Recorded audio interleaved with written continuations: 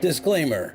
Meet Kawana Jenkins. This corrections officer let an inmate make a video while she was doing the most shocking thing imaginable. Kawana faced 11 charges, including 5 counts of violating an oath by a public officer and 1 count of giving an inmate a prohibited item. In the early hours of January 28, 2023, correction officers with the Fulton County Jail conducted a shakedown on the maximum security wing. They seized over a dozen weapons, contraband, and 11 phones. As officers looked through the phones, they stumbled on a video of one of their own, 36-year-old Kawana Jenkins. That's tough. They caught your ass, bitch. That's tough.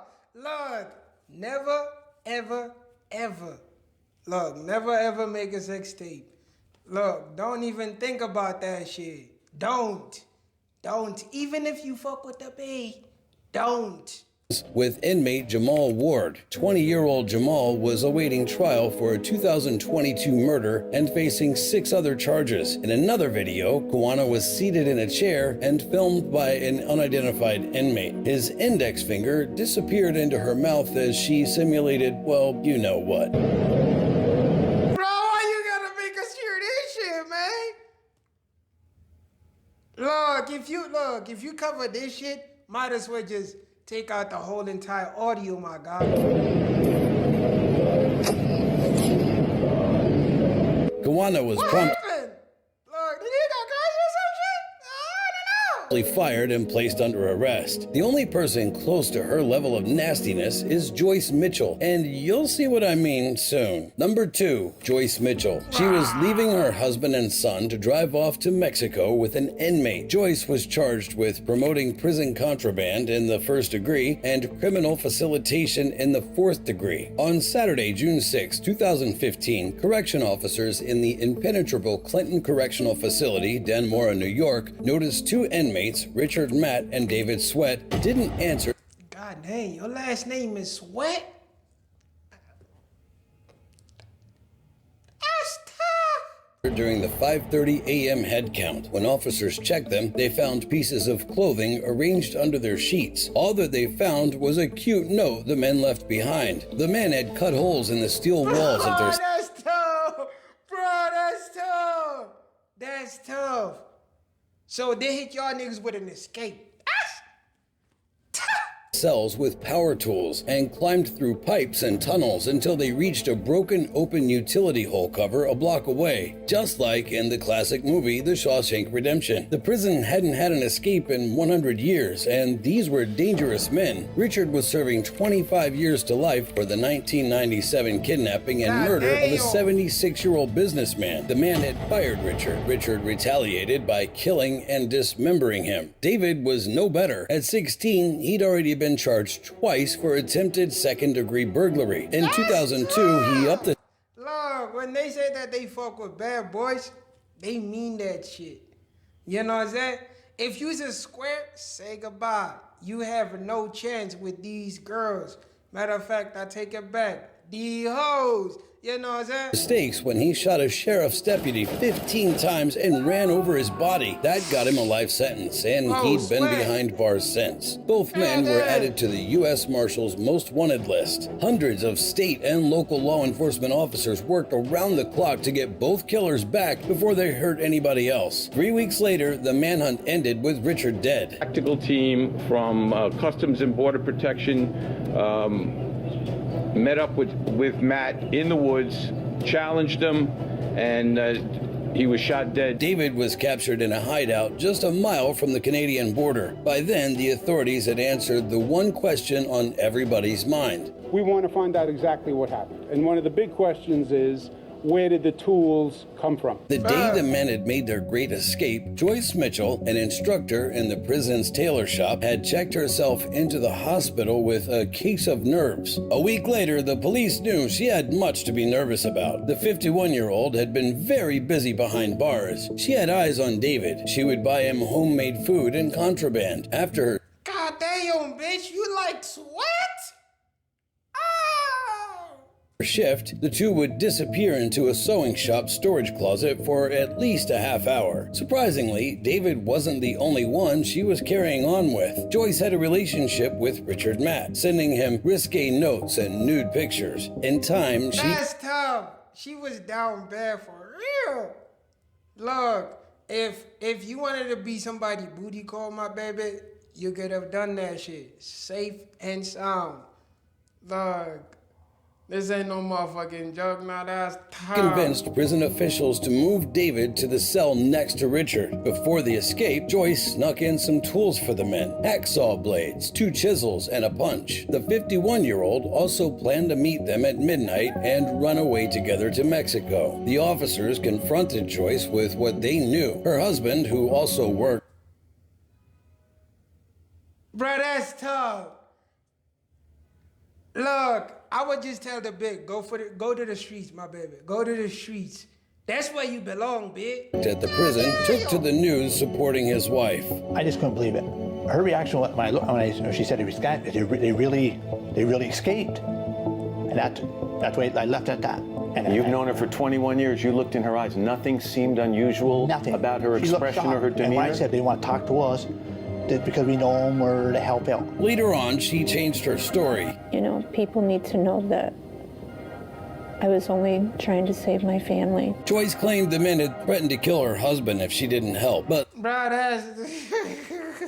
the police already knew she was lying. Joyce pleaded guilty. If this seems like the dumbest officer ever, trust me, it gets worse. Her replacement was stupid enough to fall for the exact same trick. Number 3, Denise Prell. If the Look, that picture kind of looked cute. I ain't gonna lie. inmates at Clinton Correctional Facility thought Cupid was done with them, they were in for a big surprise. Denise was facing 25 charges, including promoting prison contraband, abuse in the 3rd degree, and 23 counts of official misconduct. In September 2015, just 3 months after Joyce Mitchell helped convicted murderers Richard Matt and David Sweat break out of the maximum security state prison, 39-year-old Denise Prell was hired to replace Joyce as the new training supervisor. Joyce was already serving a 7-year sentence behind bars, and the prison hoped the notoriety she brought to the facility was behind them. But they were wrong. In September 2017, the prison was in the news with yet another love affair in the tailor shop. The prison authorities had discovered Denise was having a relationship with a former inmate, Paul Norris. Paul was serving a 20-year sentence for first-degree manslaughter. He'd been transferred to the prison in May. When they questioned the mother of 2, Denise Prell, she admitted everything. Like Joyce, the two met at the tailor shop, and sparks had flown. By the following month, they were writing letters and cards to each other using the moniker Gwen Freeman. Gwendolyn was Denise's middle name, and Freeman, well, you can guess why they came up with that. Call him by the name Gwen Freeman. He says she called him that because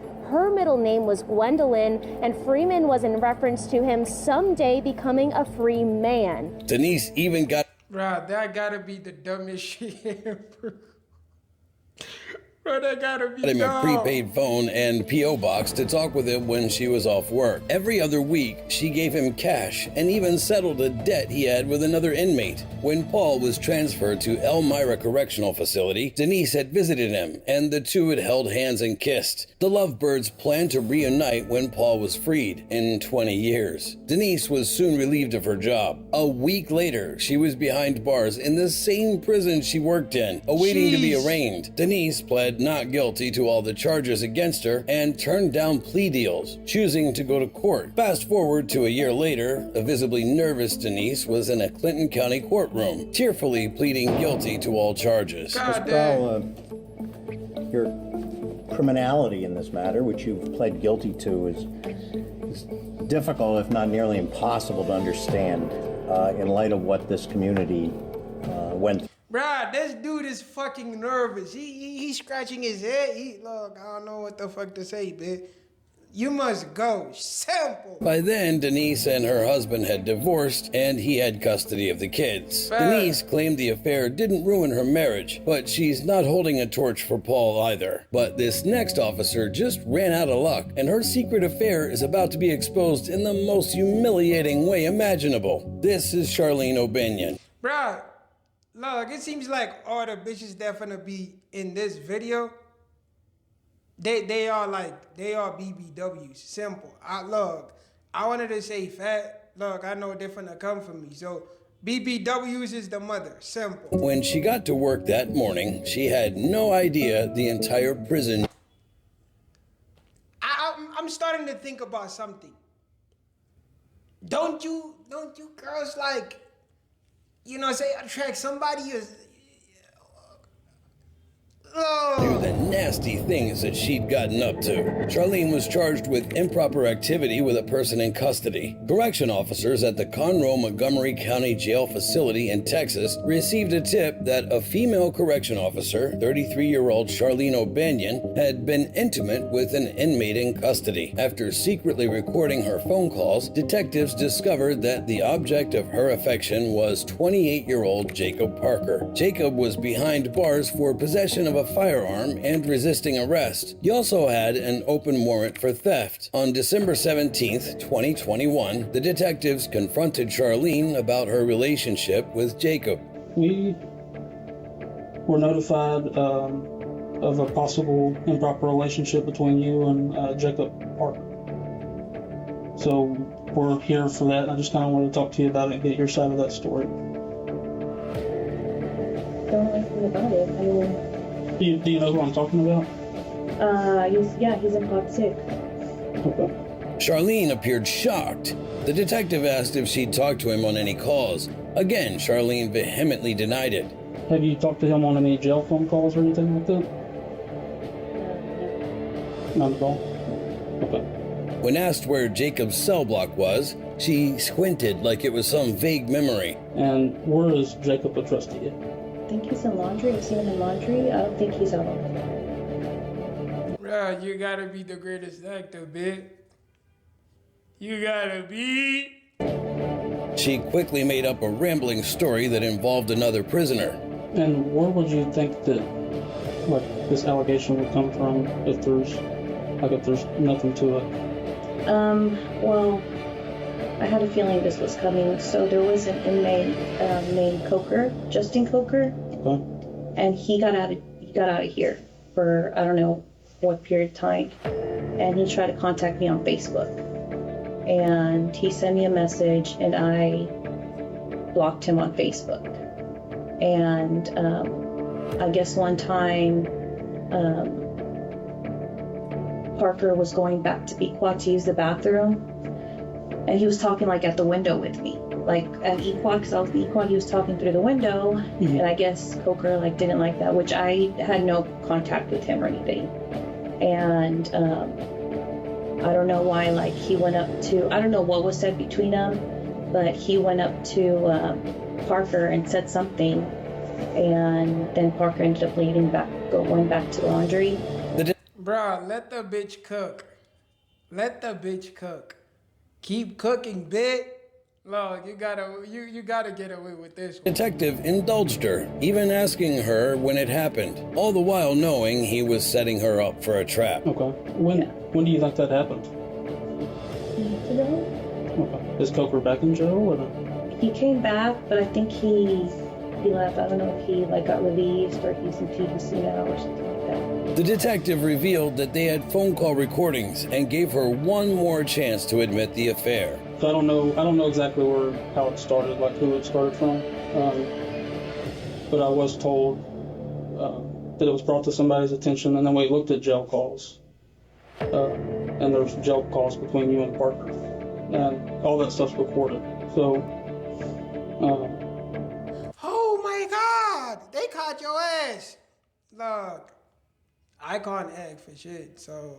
I don't think you're being completely truthful. Well, I kind of know that you're not. And I'm not trying to be rude when I say that. Yeah, no. I'm just kind of trying to lay it out on the table for you. You kind of get one shot at this with being truthful, and people, perception means a lot in criminal cases and internal cases. It's a huge deal. It sways people to do a myriad of different things, and this is kind of your chance to paint your own image. Seeing the writing on the wall, Charlene changed her story. I guess a few years ago, we talked, and then Bro, the song that they are playing, it makes everything bad. Literally, it's like you're watching a horror movie or some shit, man. I'm not gonna lie, I'm starting to get scared, my God. He ended up here and then he ended up here. I didn't know he was here. It wasn't anything like that. This time, she admitted that they had known each other before she started working at the prison, but she continued to deny being intimate with him. So y'all kind of talking like nature. No. Now that he's here. Oh, no. Now that he's here, no. Okay. I mean, it's never been like phone sex or anything like that. Like, that's not. But like, we all joke around. Like, we all make like, you know, like that's what she said type things. But it's never like. She quickly changed this story when the detective revealed they had heard them together. From what I'm listening to on the calls, I take it as that you've given him oral sex at some point, is what I gathered from these calls. This time, she said they had relations, but was adamant that it was long before they met in prison. Bro, they gotta be somebody who's writing everything. Because, look, I'm trying to keep up with everything. Like, on. She keeps switching everything. Look, babe, stop cooking. At this point, stop cooking. Stop cooking. Stop cooking, babe. No, that was like in the world. But we never dated. We just. Okay. Even going as far as claiming that they'd met 3 years earlier through a friend. Can you kind of give me like more detail on like where y'all met and things like that? Like how did you come to know him and where this all happened at? We just met through friends. I don't remember where we went. Bro, how is that shit possible? Look, you gotta know the location, bitch. Even if you don't know the friend, you gotta know the location. Literally. You know, like when you meet somebody at a random spot, you know a certain spot. Simple. Look, you gotta know the location, bitch. Stop cooking at this point. Then we went to go eat somewhere. You see? I don't know, he was with his friends. After giving them the runaround, Charlene grudgingly admitted that they talked to each other much, much more than she had let on. Okay, so y'all talk pretty regularly? When they asked her about a photograph that she'd mentioned during a call, Charlene brushed it off. I haven't listened to this, but apparently there may be some talk in the calls about like photographs. Have you given him any photographs? I gave him a photograph of his mom, which she had asked for, and of his dog, Jax. But she slipped when he asked her about Jacob's side of the story. So what do you think that he's going to say about this? What do you mean the same thing? Like when I told you that we had something going on, you know, a few years back, and he ended up here, and I saw him, and then, I mean, obviously, like, he already had my numbers. With Charlene's new story lined up, the detective was ready to confront her with her lies. Fair. So initially you said... Look, my man got on, look, he got off his shit. I said got on, he got off his shit. I think, like, this must be like a switcher. He switched the outfit, simple. He switched the outfit. You know what I'm saying? I want to say that he took off the jacket. I don't see the jacket no more. I see his, like, his fucking, like, shirt. And then he still got the tablet, you know what I'm saying? Why do y'all niggas got some tissue, like on a fucking table type shit? So that when a bitch cries, you know what I'm saying, it could be easy so that you can keep on it. Look, y'all is different. You kind of like played it off like you hardly knew him. I just... You kind of like stood there and thought... Oh, right now. Parker, yeah, I think he's in pod 6. But I just looked in the system, there was like almost 400 calls. So, between y'all. You see where I'm coming from, kind of how it would seem from my point of view. 400 calls worth of lies. They gave her one more chance to make it. Bruh, look. She got enough chances. Let's be honest. She got enough chances. She not finna slip. No, she not. Matter of fact, it's not slipping. It's her just trying to be honest. Simple, right? She not finna do that. She not finna do that. You already know she not finna do that. She not finna do that. Admission. Instead, Charlene claimed she had a memory sickness. I said, we'll like play it. science dementia. I always forget like what I did yesterday. Yeah, I mean the bacteria. To knock the bacteria out, the detectives played one of the recorded calls. Hey, baby. Go back. Baby, guess what? Look. Oh, that's dope. What day? I just won the blackjack game. Yeah. Oh, I'm on your ass. I need to clean that fridge out. I got a lot of stuff to clean and get rid of before you come home. I'm just kidding. Yeah. I don't know. You probably got this weird swing hanging from the ceiling. Candace probably thinks it's a swing set. Oh, if I had that swing, you better believe I think that. Bro, you didn't video call the Lord. Man, my dad's simple. Suck her up for you. Would you really? Hell yeah. You'd let me put you in it? Yeah. With a gag ball and everything? I'd be mowing you down. And we look out the sliding glass door. Do you have a sliding glass door that goes to the bedroom? As Charlene heard her voice, her head fell to her hands. When the detective paused the video, they gave Charlene another chance to come clean. You can't see how that sounds from like my point of view. It's more like a more recent thing than 3 years ago. No? No. I've given up before. And that's what he was referring to. But she stood by her lies and stuck to her story. The detectives weren't having it. After almost an hour of making up stories, Charlene finally admitted that she and Jacob had gotten down and dirty. I'm gonna give him. God, she did. Oh, boo. Look, I almost did that. I'm not planning to do something like that. I'm not gonna slip. Look, y'all niggas not gonna get that. But goddamn, man. You going crazy? Now that's time. Be quiet. How long ago was that? 2 months ago. A few months ago? How long have you worked here? Since April. Since April this year? Mm-hmm. Was he already here?